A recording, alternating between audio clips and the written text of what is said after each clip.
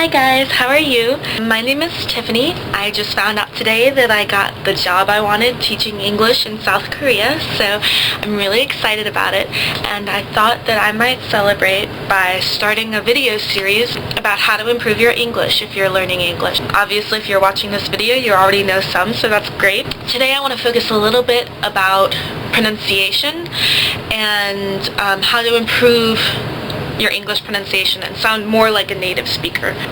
As you know, English varies wildly over the world. The places where people speak English natively are the United States, Canada, the UK, Ireland, South Africa, Australia, New Zealand, and then some other native speakers, like there are some in India, I know, and some other places.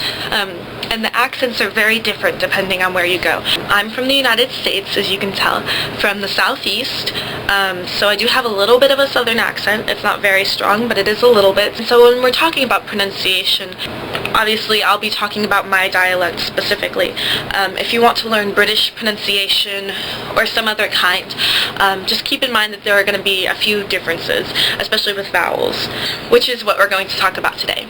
Just a quick note, when we go through the different English vowels, I'm going to use a system called the International Phonetic Alphabet to write them. It's also IPA, right? International Phonetic Alphabet.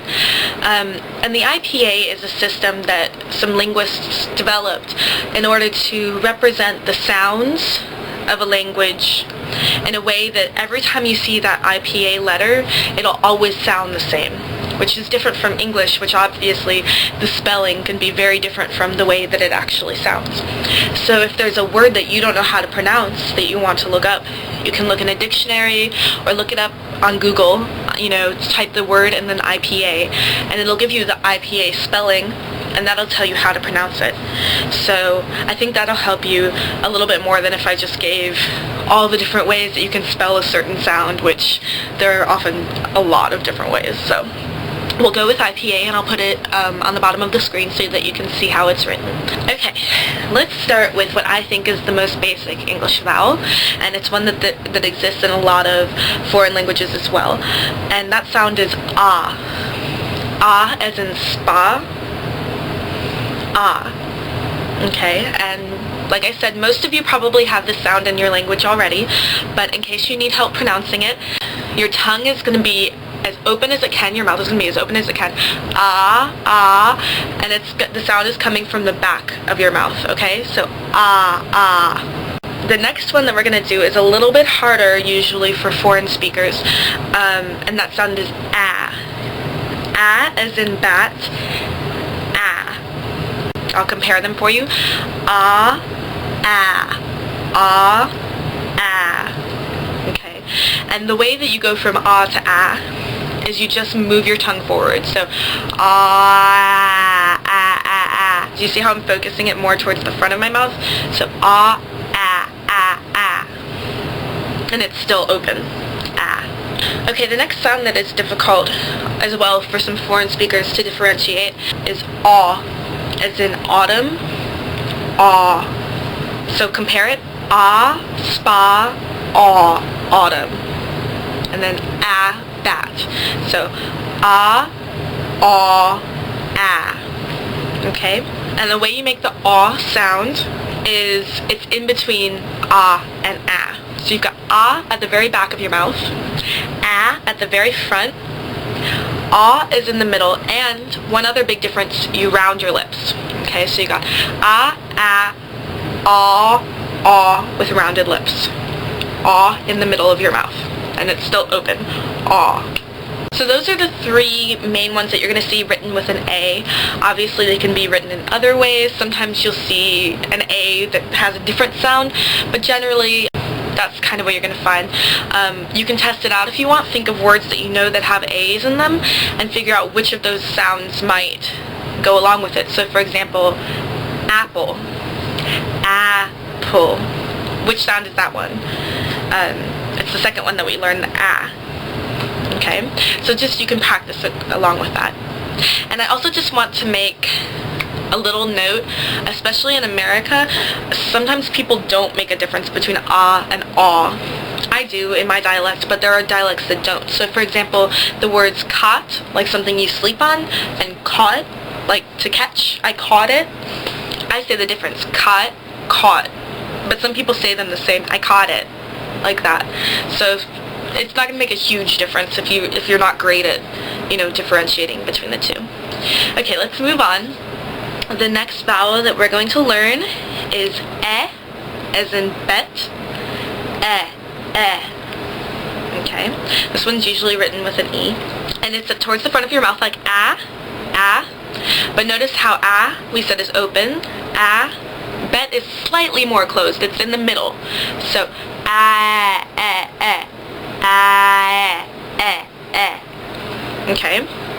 A lot of foreign languages, especially I know Spanish, French, but a lot of them have the sound a, which is closed. And so if you want to go from e to e, you just lower your jaw, open your mouth a little bit. So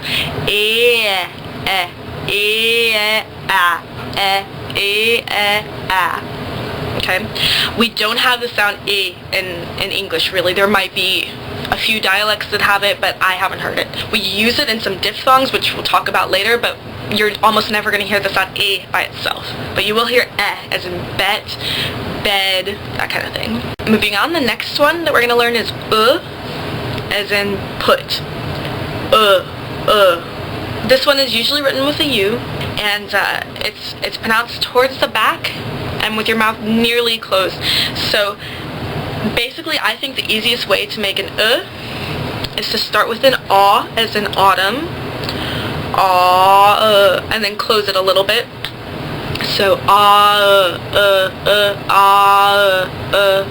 Alright, the next one, and this is one that can get confused with it's Okay, so the main difference is that you open your mouth a little bit more. So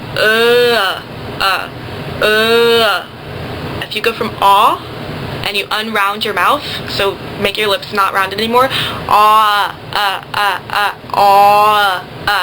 you get an sound, like in putt, like with a golf club you putt, or club, club. So to compare them again, put, putt, unround and open a little bit. The next one is which is great because most of you have that sound in your language, I guess. You want to keep it, remember, towards the back of your mouth, okay? So, for example, in German and French, you have the sound which is in the front. Don't do that. Make it towards the back. Your tongue's going to be as high in your mouth as it can be, and your lips are going to be rounded. And remember, it's towards the back, so like food.